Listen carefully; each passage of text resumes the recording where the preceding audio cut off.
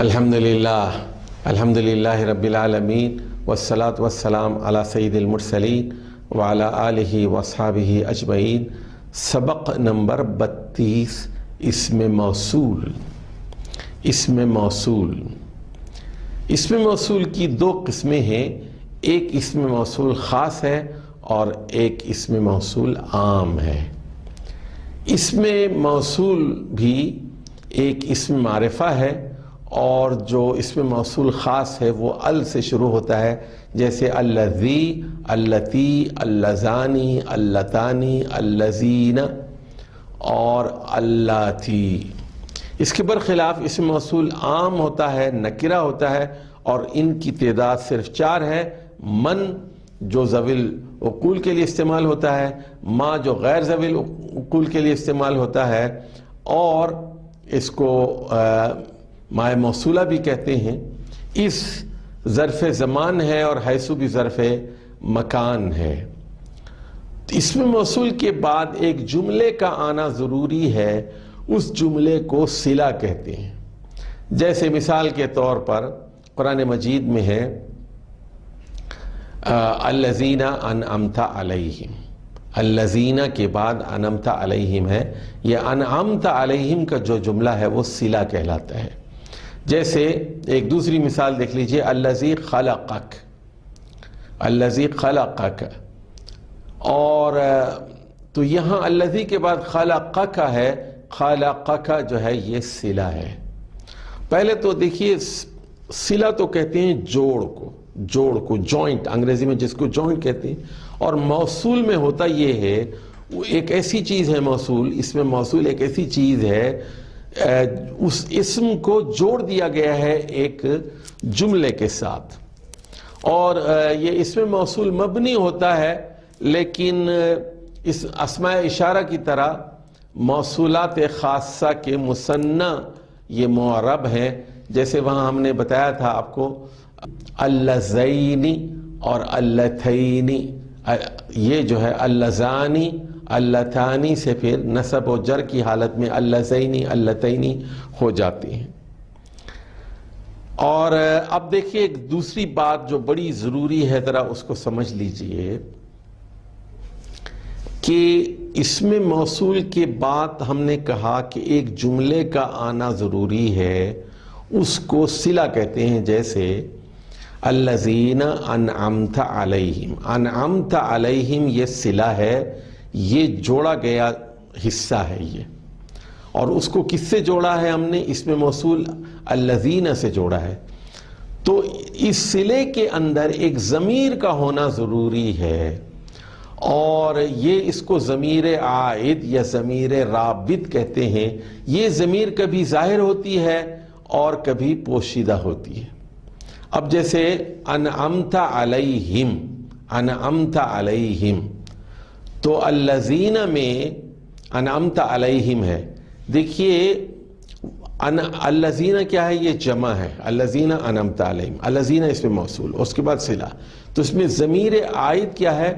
وہ جمع ہے، الذین خود جمع ہے، تو ہم وہاں پر چھپا ہوا ہے، انعمت علیہم، جن پر اے اللہ تو نے انعام فرمایا ہے، انعمت علیہم، علیہم ان کے اوپر۔ اب ذرا یہاں ایک دلچسپ جملہ ہے، ذرا اس کو سمجھ لیجئے، اس سے آپ کو اسم موصول کی تکرار سمجھ میں آئے گی۔ ھذا ھو الرجل الذی ضرب الکلب، ھذا ھو الرجل، یہی تو وہ آدمی ہے، الذی ضرب الکلب، جس نے کتے کو مارا تھا۔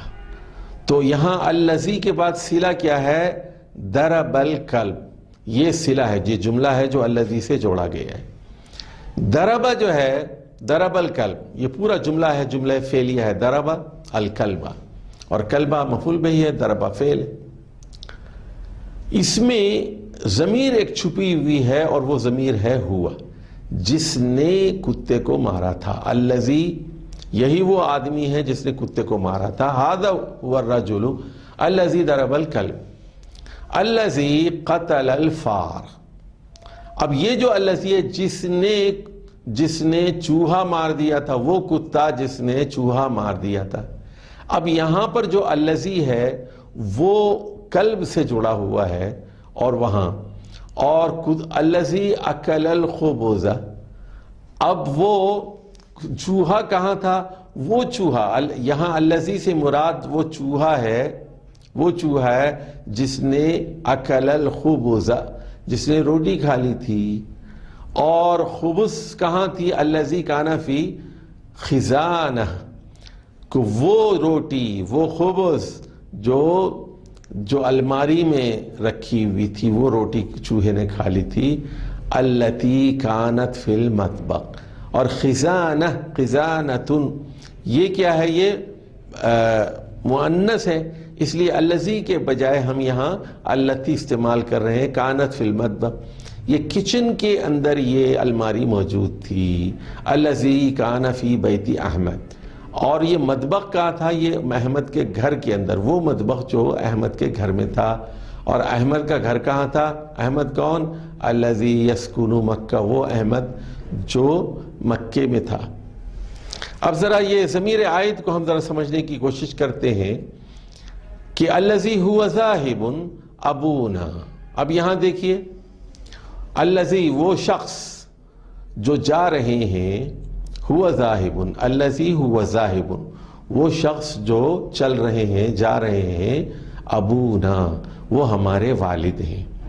تو یہاں الذی اسم موصول ہے، ہوا ذاہب ایک جملہ فعلیہ ہے، جملہ اسمیہ ہے، ہوا مبتدا ذاہب خبر، جملہ اسمیہ ہے، اور یہ پورا جملہ صلہ کہلاتا ہے، اور یہ الذی اس پورے جملے کا قائم مقام ہے، اور اسم موصول اور صلہ دونوں مل کر مبتدا ہیں، الذی ہوا ذاہب، اور اس کی خبر ابونا ہے۔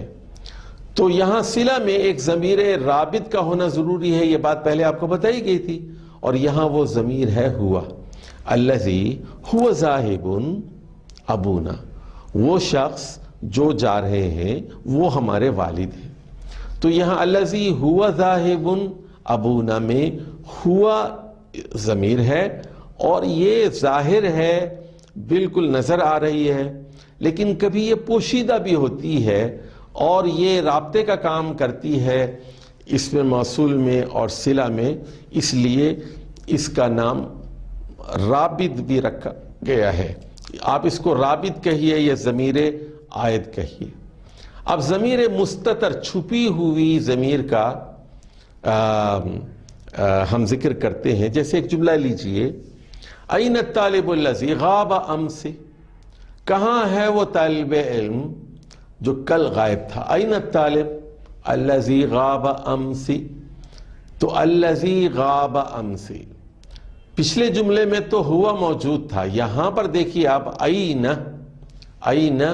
الطالب، کہاں ہے وہ لڑکا، اس کے بعد الذی اس میں موصول ہے، اور اس کے بعد ایک صلہ ہے، وہ ہے غاب امسی۔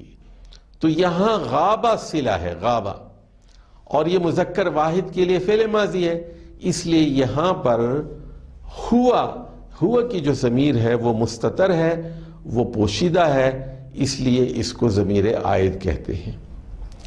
اب ذرا اس میں موصول کی ذرا گردان دیکھ لیجئے، مذکر کے لیے الذی اور مؤنث کے لیے اللتی، مثنی میں اللذانی اللتانی، اور جمع کے لیے الذین اللاتی۔ تو یہ 6 اسماء موصولہ ہیں، ان سب کے اوپر دیکھیے، الذی اللتی، اللذانی اللتانی، الذین اللاتی۔ یہ بات آپ کو بتائی جا چکی ہے کہ یہ واحد اور جمع میں تو مبنی ہے، لیکن مثنی میں یہ معرب ہیں اور اپنی حالت بدل دیتے ہیں۔ رفع کی حالت میں اللذانی ہے، اور نصب و جر میں یہ اللذینی ہو جاتا ہے، اور رفع کی حالت میں مؤنث مثنی اس میں موصول اللتانی ہے، جو نصب و جر کی حالت میں اللتینی اللتینی میں تبدیل ہو جاتا ہے۔ اب ذرا کچھ قرآنی مثالوں کی طرف ہم آ رہے ہیں۔ سورہ مائدہ کی آیت بڑی اہم آیت ہے، غور سے سنیے، بلغ ما انزل الیک، بلغ اے محمد صلی اللہ علیہ وسلم پہنچا دیجیے، بلغ ما انزل الیک. اور ہم پہلے بتا چکے ہیں اسماء موصولہ دو قسم کے ہوتے ہیں، ایک خاص ہے ایک عام ہے. خاص جو ہیں ال سے شروع ہوتے ہیں، عام میں ما ہے، من ہے، اذ ہے، حیثو ہے. ما انزل الیک، جو کچھ آپ پر نازل کیا گیا. تو یہ ما کیا ہے؟ اس میں موصول نکیرہ ہے، اور اس سے مراد ہے چاہے وہی جلی ہو یا خفی ہو، چاہے وہ قرآن کی صورت میں نازل کیا گیا ہو یا حدیث کی صورت میں، دونوں چیزیں. ما انزل الیک، واٹ سو ایور. ما بہت اہم ہے. واٹ سو ایور، جو آپ پر نازل کر دیا گیا ہے وہ پہنچا دیجئے. تو اس سے ایک بات نکلتی ہے کہ رسول اللہ صلی اللہ علیہ وسلم نے جو کچھ وحی آپ پر نازل کی تھی وہ جوں کی توں من و ان امت تک پہنچا دی ہے. کوئی چیز چھپا کر نہیں رکھی، کوئی چیز خفیہ نہیں ہے دین کے اندر، کوئی سری علم نہیں ہے، کوئی سینہ بسینہ علم نہیں ہے. آپ نے کوئی چیز نہیں چھپائی. اب آ جائیے اس میں موصول خاص کی کچھ مثالیں دیکھتے ہیں. الذی خلقک، وہ ہستی جس نے تم لوگوں کو، جس نے تمہیں پیدا کیا. الذی خلقک، تو الذی اس میں موصول خاص ہے اور خلقک صلہ ہے، اور اس میں ہوا ضمیر جو ہے مستتر ہے. التی تجری فی البحر، وہ چیز جو سمندر کے اندر دریا میں بہہ رہی ہے. تو یہاں تجری اور التی دونوں سے یہ معلوم ہو رہا ہے، یہاں الذی نہیں ہے التی ہے، اور تجری سے بھی معلوم ہو رہا ہے کہ یہ مؤنث ہے، یعنی یہاں اس سے مراد سفینہ ہے، وہ جو بہتی ہے دریا میں. تو یہاں اس میں ضمیر ہی مستتر ہے. واللذانی ہاجرا، وہ دو لوگ جنہوں نے ہجرت کی، وہ دو لوگ. واللذانی ہاجرا، تو ہاجرا میں جو الف ہے یہ بتا رہا ہے کہ یہاں پر ایک ضمیر ہما جو ہے وہ ہے. اسی طرح الذین ہاجروا، وہ لوگ جنہوں نے ہجرت کی. ہاجروا، اور سے معلوم ہو رہا ہے کہ یہ جمع ہے. اللاتی قطعن ایدیہن، وہ عورتیں جن لوگوں نے اپنے ہاتھ کاٹ لیے تھے یوسف علیہ السلام کو دیکھ کر. قطعن ایدیہن، تو یہاں پر ضمیر ہن یہ جو ہے یہ رابط ہے. اللاتی ولدنہم، وہ عورتیں، مائیں تو وہی ہوتی ہیں، سگی مائیں وہی ہوتی ہیں. اللاتی ولدنہم، جنہوں نے اپنے بچوں کو جنا ہے. تو یہاں دیکھیے ان مثالوں میں کہیں ضمیر مستتر ہے، کہیں بارز ہے، کہیں چھپا ہوا ہے، کہیں نظر آ رہا ہے. اور قطعنا اور ولدنا میں نون نسوہ ہے جو ضمیر عائد کا کام انجام دے رہا ہے. اب اس موصول عام کی ہے مثالیں دیکھ لیجئے. دیکھیے یہاں 4 مثالیں اس میں موصول عام کی ہے. سب سے پہلے تو ہم قرآن سے مثال دے رہے ہیں. من اتی اللہ بقلب سلیم. من نکرہ ہے، عام ہے، جو شخص بھی اتی اللہ، اللہ کے پاس پہنچے، اللہ کے پاس آئے، بقلب سلیم، جو سلیم اور محفوظ قلب کے ساتھ، صحت مند دل کے ساتھ، سلیم قلب کے ساتھ آئے، یعنی توحید والے دل کے ساتھ آئے، ایمان والے دل کے ساتھ آئے، جس میں 100% ایمان ہو، جس میں اخلاص ہو، کھوٹ نہ ہو. من، تو من عام ہے. یہاں من کا کیا مطلب ہے؟ چاہے وہ گورا ہو، چاہے وہ کالا ہو، شہری ہو، دیہاتی ہو، عالم ہو، جاہل ہو، کوئی ہو، عرب ہو، غیر عرب ہو. تو اللہ صورت کو نہیں دیکھتا، خاندان کو نہیں دیکھتا. من اتی اللہ بقلب سلیم. تو آدم کی اولاد میں سے جو بھی قلب سلیم لے کر آتا ہے، صحیح عقیدہ لے کر آتا ہے، اللہ کی طرف متوجہ ہے اور اس کے اعمال اچھے ہیں، تو وہ اس کے لیے اللہ کی رحمت ہے. اب آ جائیے دیکھیے سورۃ الحشر میں ہے ما آتاکم الرسول فخذوہ وما نہاکم عنہ فانتہو، جو کچھ رسول اللہ صلی اللہ علیہ وسلم تم لوگوں کو دے رہے ہیں لے لو، جس چیز سے بھی رسول اللہ صلی اللہ علیہ وسلم روک رہے ہیں رک جاؤ۔ ما آتاکم الرسول، اب کوئی شخص یہ نہیں کہہ سکتا کہ میں تو رسول اللہ صلی اللہ علیہ وسلم سے صرف قرآن لوں گا، حدیث نہیں لوں گا۔ رسول اللہ صلی اللہ علیہ وسلم آپ پر جو قرآن نازل ہوا ہے وہ میں لوں گا، جو حدیثیں نازل ہوئی ہیں وہ میں نہیں لوں گا۔ اس کا مطلب یہ ہے کہ وہ پورا کافر ہے، کیونکہ پہلے اس نے کہہ دیا لا الہ الا اللہ محمد الرسول اللہ، اور قرآن اسی لیے کہہ رہا ہے کہ جب تم نے انہیں رسول تسلیم کر لیا ہے تو وہ جو کچھ دیتے ہیں اس کو قبول کر لو۔ ما آتاکم الرسول فخذوا، جو کچھ رسول اللہ صلی اللہ علیہ وسلم تمہیں دے رہے ہیں وہ لے لو۔ وما نہاکم عنہ فانتہوا، تو یہاں ما کیا ہے؟ وہ نکرہ ہے، عام ہے، واٹسو ایور کا مفہوم دے رہا ہے۔ اذ یرفع ابراہیم القواعد، اور وہ وقت یاد کرو جب، یہاں اس جو ہے یہ بھی نکرہ ہے، یرفع ابراہیم، ابراہیم علیہ السلام بلند کر رہے تھے ان بنیادوں کو، خانہ کعبہ کی بنیادوں کو، حیث ما کنتم، حیث ما کنتم، جہاں بھی تم لوگ رہو۔ تو یہاں حیث جو ہے ظرف زمان ہے اور اس میں موصول عام بھی ہے، اور حیث ظرف مکان ہے اور اس جو ہے وہ ظرف زمان ہے، اور دونوں یہ اسماء موصولہ ہیں۔